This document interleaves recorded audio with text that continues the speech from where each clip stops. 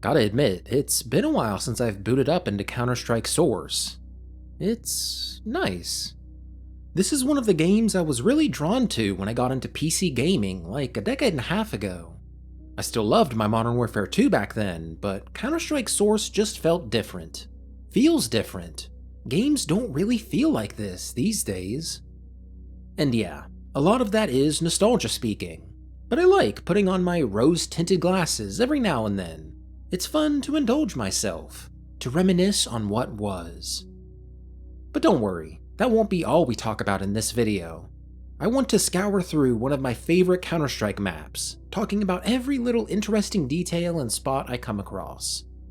I hope you'll join me on this journey through the familiar, and hopefully find a thing or two you never noticed before. Welcome to Video Game World Tours, and this is Counter-Strike Source's CS Office.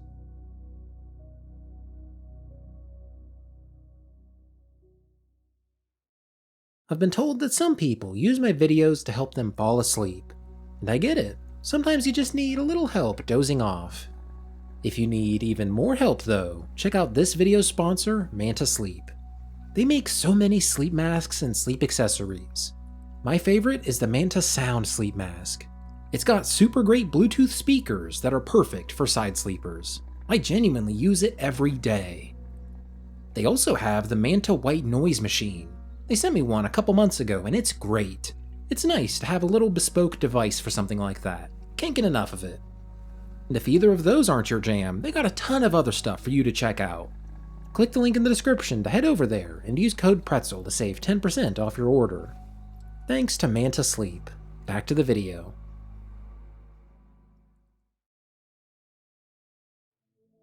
When picking a spawn to start our little exploration from, I knew I had to pick the CT side.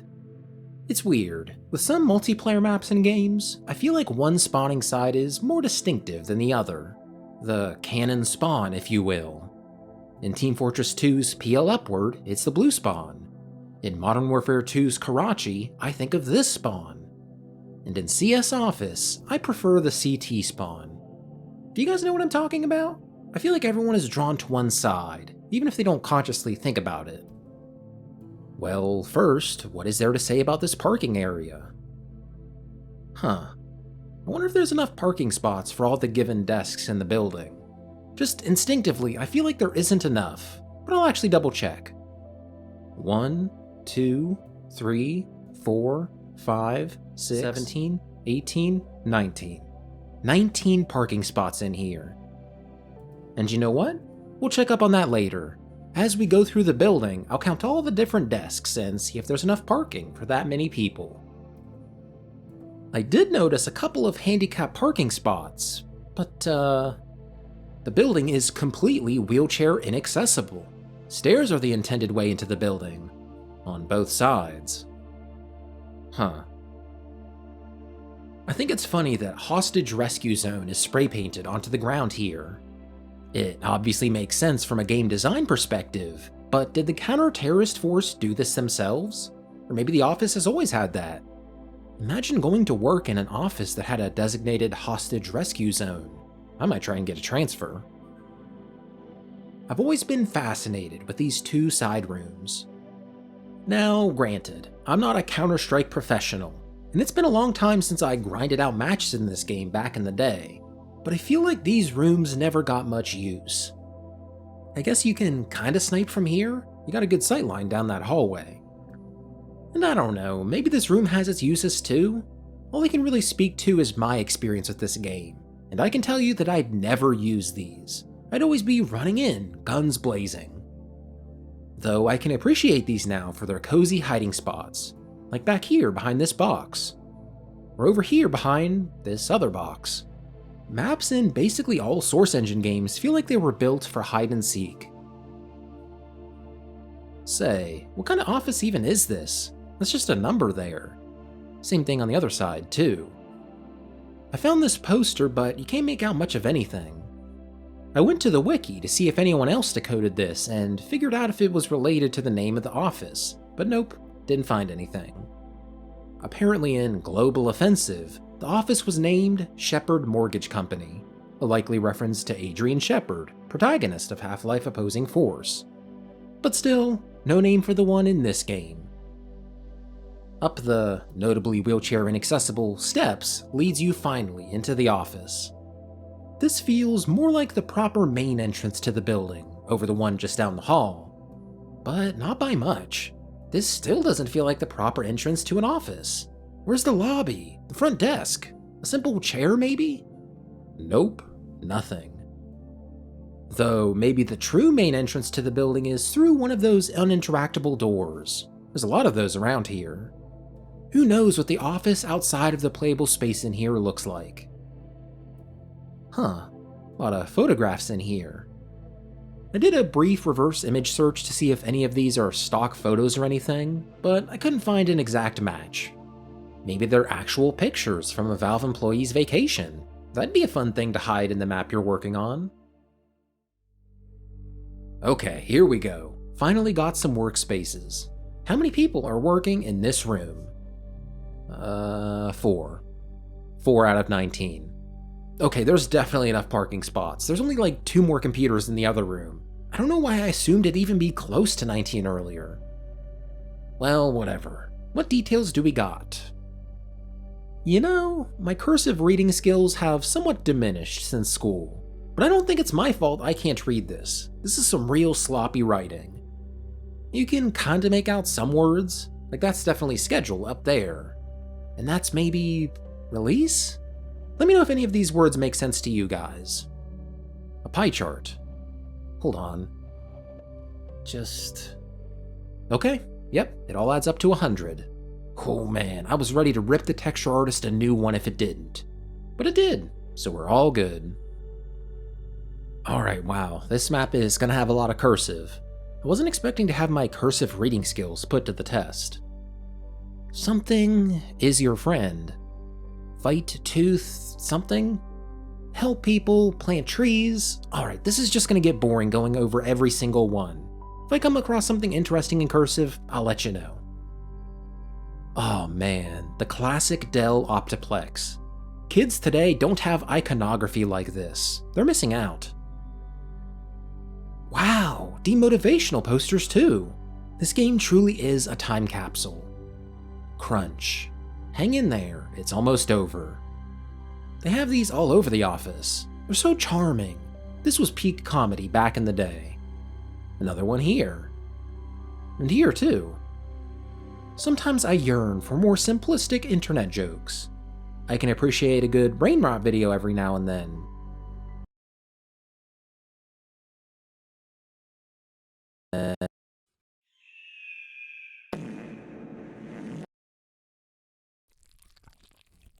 But I can't deny that the simplicity of something like this still speaks to me. Oh, an actual user interface. It's pretty much just Windows XP. Let me change the FOV so we can zoom in. Fart. Nice. So this is Todd's computer, and he's running Embezzle.exe. Not the most covertly named program out there. Like a billion Counter-Strike icons on the taskbar? Even in the system tray, that's crazy. Oh hey, a Quake icon. I can't quite read what the text says though. Shortcut to Wally.exe maybe? I don't know what this icon is. I'm sure it's the some game at least one of you recognizes. That's just Splinter Cell Pandora Tomorrow, real name and all. And then Steam up there. Love to see it. This guy's work computer is decked out. Big space over here. This feels more like the main entrance to the building. Oh my god, I'm so stupid. I restarted the match while writing this and I re-enabled the HUD. As it turns out, this part of the map is labeled Front Hall. This is the main entrance. In all my years of being on this map, I never realized that. Jeez, and this area down here? I never came through this way. I guess I mostly ignored this whole side of the map. I'm fascinated with how some spots in multiplayer maps just get completely overlooked throughout the years. I guess I can't speak for everyone, but this feels like one of those. If I had to make a version of this map solely from memory, I'd completely forget about this outside area here. even though it does have a cute little snowman. I might remember this tunnel though. It's got a vibe that you don't really see anywhere else on the map. It's dingy. I can see this is labeled restrooms, but there's a microwave inside. This is also a kitchen. Perhaps the saddest office kitchen I've ever seen. Even got the sarcastic mugs. Imagine drinking coffee out of a mug that says, "What's sleep?" I've always loved this path to the hostages. It feels so isolated compared to the other paths. Isn't that outside area the terrorist spawn in some other version of this map? I feel like I remember that being a thing. Excuse me, fellas? I spent so much time goofing around in this room in Gary's mod. I remember building my own little desk setups with a computer and all that. I really like to do that in a lot of maps, really, but I especially liked it in CS Office here. It's such a mundane place, and this spot in particular felt so empty, it was begging for me to decorate it. Some more demotivationals in here. One about camping, spamming, and ping too. These really are just a perfect embodiment of FPS culture at the time. People really were complaining about campers and blaming their ping. There's so much humor to be found in the environment here. From the posters, to the computer desktop, to the physical computer saying beefy computer on the side. I feel like this isn't something you'd see in modern Counter-Strike. Actually, let me re-download CS2 real quick before I say something that might not be true. Wow, this is different. Haven't seriously played Counter-Strike in like a decade. Anyway, see? No demotivational posters. No desktop on the computers. Though the computers themselves are still the classic Dell Optiplex beefy computers. Huh, I guess they got this back in the front room. And this, you can't spell achieve without the letter T. Sure.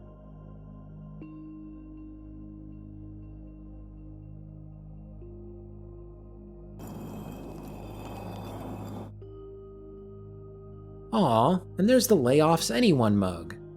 You know what? I was unfamiliar with your game, Counter-Strike 2. You still kinda got the sauce. But not as much as Counter-Strike Source. There's a playfulness to this that you don't just not see in Counter-Strike 2, but many other games at all. It feels genuine. Like in any other game, I could see a poster like this and think it was a cringe attempt to feel relatable to the community. But for whatever reason, it feels authentic.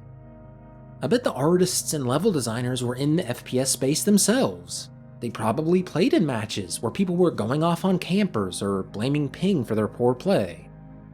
I don't know, maybe I'm reading into that too much. I just kinda miss maps like this, where everything wasn't so sterile. Even though CS2's Office had some humor in it, it still felt too clean and corporate. This feels down to earth. Say, didn't I see this exact model in CS2? Certificate of Pompousness. I see.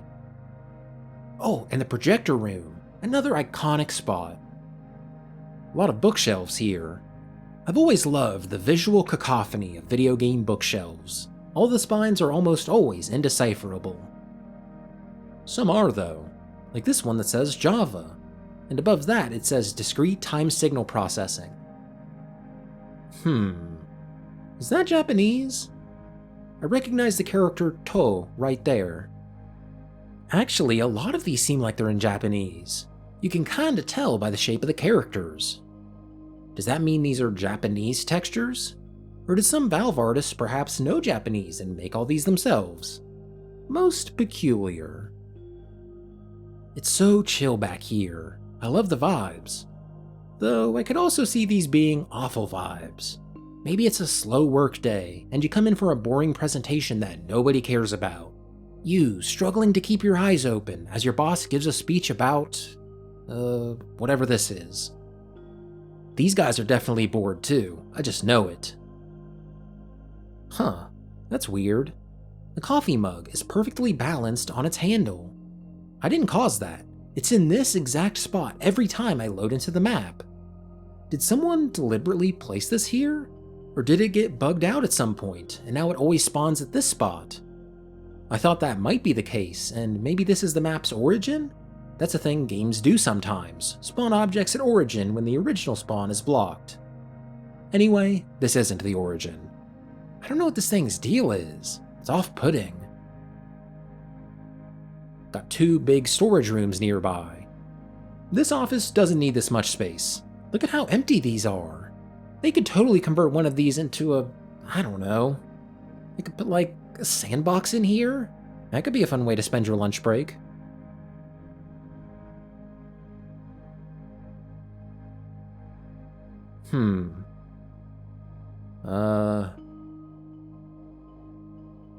Guess we're back here. These are too big, aren't they? I've never seen a dumpster that's almost literally twice my height. And a dump truck ain't getting in here. This is just completely impractical. Think that's it for the video. Bye!